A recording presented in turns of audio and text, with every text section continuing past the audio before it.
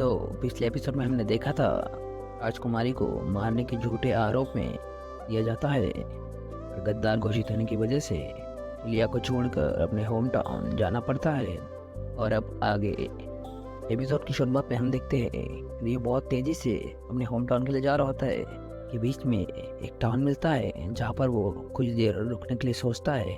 वो टाउन में घूम रहा होता है तब उसे ऐसा होता है उसका कोई पीछा कर रहा है। पीछे मुड़कर देखता है और पीछे कोई नहीं होता। तभी रियो का ध्यान एक पास्ता मिस्त्री बन जाता है। आरती की पर्सनैलिटी एक्टिव हो जाता है। होता है ये तो पास्ता नहीं, ये तो नूडल्स है। तो बहुत खाया हो जापान पे, क्योंकि इतना नूडल्स को घुरता हुआ देख कर नूडल्स वाला कहता है तुम्हारे पास अगर पैसा नहीं हो तुम एक बॉल फ्री में खा सकते हो।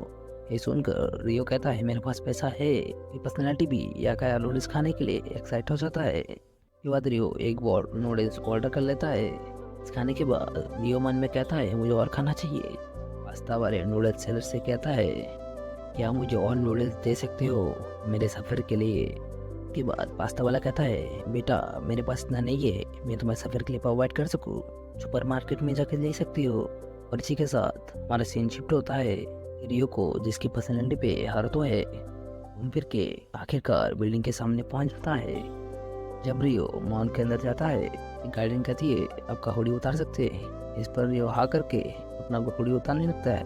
उसके बाद लड़की ब्लश करती है क्योंकि रियो का बाल काले थे। रियो को वेरीफाई करने के बाद कैटर की मदद से अपने पैसों के अनुसार सामान लेता है। लेने के बाद मिस गार्डन रियो के लिए चाय लाती है। रियो चाय पीते हुए सिलिया के बारे में बात कर रहा होता है। लड़की को जानता है जिसको चाय पीना बहुत पसंद है।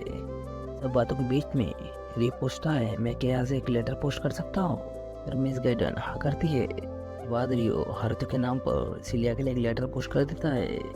रियो कुछ समय वहाँ पर रहने के बाद और से अपने सफर के लिए चला जाता है। जाने के बाद मिस गार्डन की दोस्त कहती है कि वो लड़का तुम्हें पसंद आ रहा था ना, है ना। सुनकर मिस गार्डन फ्लैश करते हुए कहती है ऐसा कुछ नहीं है। उसके बाद सीन शिफ्ट होता है और अब दिखाई जाता है रियो बहुत तेजी से जा रहा होता है अपने ब्लेश के लिए। तभी वो किसी को जंगल में पड़ा हुआ दिखता है।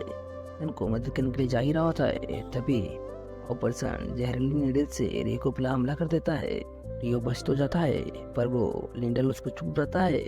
समझे को डॉज करने के बाद पर्सन को देखता है वो एक इंसान नहीं बीस्ट गर्ल है।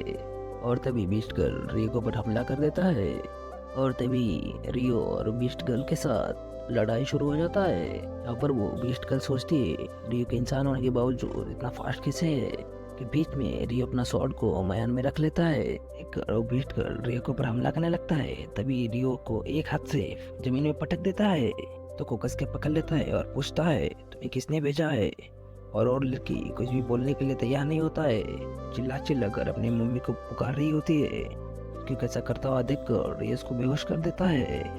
जब रियो उस पिस्टल को बेहोश कर देता है तब उसके गले में देखता है एक चेन बंधा हुआ है। चेन को देख के समझ जाता है तो गुलामों को पहनाया जाता है कंट्रोल करने के लिए कि गले में से वो चेन को खोल देता है। बीस्ट गर्ल बेहोशी से उठकर देखती है उसके गले में से चेन को कोई निकाल दिया। वक्त रियो आ जाता है और पूछता है तुम्हें मुझे मारने के लिए किसने भेजा था। गर्ल की पास्ट की स्टोरी को दिखाया जाता है जहाँ पर हमें पता चलता है ये वही लड़की है जो एपिसोड 1 में हमने बस में देखा था। और यही लड़की भी रियो की तरह मरने के बाद वर्ल्ड में रीइंकार्नेट हो चुकी है बीस्ट गर्ल के रूप में, जहाँ पर वो कैद खाने में रीइंकार्नेट हुई है। सबसे पहले लियो को बुली करने वाले लड़के को देखता है जिसका उसका नाम लतीफ़ा बताता है। साथ ही में अपने आप को लतीफ़ा का बड़ा भाई बताया। लतीफ़ा को एज अ गुलाम ट्रीट करता था। सीन प्रेजेंट में आता है। लतीफ़ा कहती है मैं उनमें से किसी को भी नहीं जानती कि पर्सन को जानता हो। लतीफ़ा उसको होलिया बताने लगती है ताकि मुँह से उस पर्सन के बारे में सुनकर वो समझ जाता है वो कौन है। और वो कहता है अच्छा ठीक है मैंने तुम्हारा आपका बेड़िया खोल दिया है, तुम्हें भी आज़ाद हो। तुम फिर से मुझे मारने की कोशिश की मैं तुम्हें मार डालूंगा। रियो जाते जाते कहता है तुम्हें ईस्ट की साइड में जाना चाहिए, तुम्हारे पास जाति के लोग मिल जाएंगे। यह कहकर रियो से जाने लगता है। अभी लतीफ़ा कहती है कि आप मुझे आपके साथ लेके जा सकते हो। उनकर रियो कहता है मैं तुम्हारे पर क्यों विश्वास करूँ, तुमने मुझे मारने की भी कोशिश की।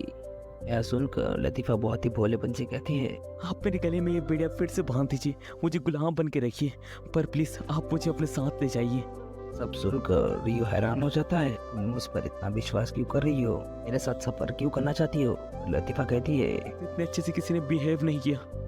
मुझे सबने सिर्फ यातनाएं दी हैं और एक गुलाम ही समझा है। प्लीज आप मुझे अपने साथ ले लीजिए। यह सब सुनने के बाद हिचाते हुए लतीफा को अपने सफर में साथ चलने के लिए आकर देता है। कहता है, मेरा नाम रियो है और तुम्हारा? सुनकर लतीफा मुस्कुराते हुए कहता है, मेरा नाम लतीफा है। और इसके बाद लतीफा को और रियो को नेक्स्ट सीन में अपने सफर के लिए चलते हुए देखते हैं। हमें कुछ समय बाद का सीन दिखाया जाता है। रियो लतीफा को खाने के लिए सैंडविच दे रहा होता है। उसके बाद लतीफा कहती है, मैं सच में खा सकती हूँ। मैंने बस रात का सड़ा गला खाना और पेट फूड खाया है। यह सुनकर रियो कहता है, तुम अब गुलाम नहीं हो, तुम सब खा सकते हो। के बाद हम लतीफा को देखते हैं जो अपनी जिंदगी का पहला सैंडविच मौत मासूमियत के साथ खा रही होती है। इसी के साथ हमें लियो और लतीफा का सफर को दिखाया जाता है जो साथ में अलग अलग जगह को पार कर रहा होता है। और एक रात का सीन दिखाया जाता है जहाँ पर लतीफा आधी रात को चिल्ला रही होती है। टोक्यो, मम्मी टोक्यो आना है। लतीफा को चिल्लाते हुए देखकर लियो उसको बाहों में लेकर सो जाता है। हमारा सीन शिफ्ट होता है और हमें दिखाया जाता है शिलिया को चिट्ठी मिल चुका होता है कि रियो ने उसके लिए लिखा था। और बहुत खुश होती है और मन में सोचती है वह अभी सुरक्षित है और अपने सफर में आगे बढ़ता जा रहा है। तभी हम नेक्स्ट सीन में देखते हैं जो लतीफा उठ चुका होता है। रियो को इतना करीब देखकर वो शर्माते हुए कहती है, अभी क्या कर रही थे? सुनकर रियो भी उठ जाता है और कहता है, क्या मतलब तुम्हारा? बातों के बीच में रियो मन में सोच रहा होता है, ये भी टोक्यो के बारे में बात कर रहा था, ये भी क्या रिकनेक्ट हुई है? और रियो के बात सोचते हुए हमारा सीन शिफ्ट होता है। फिर वहाँ हमें रात का सीन दिखाया जाता है। रियो किसी आवाज़ की वजह से सो नहीं पा रहा था। आवाज़ को चेक करने के लिए जाता है। बाहर जाकर देखता है एक इमोर्टल बीस्ट का और हमेशा सो रहा था। उसके सामने एक वुल्फ को देखता है और इसी के साथ एपिसोड एंड हो जाता है। तो गाइस पसंद आए तो लाइक कर देना और सब्सक्राइब करना मत भूलना।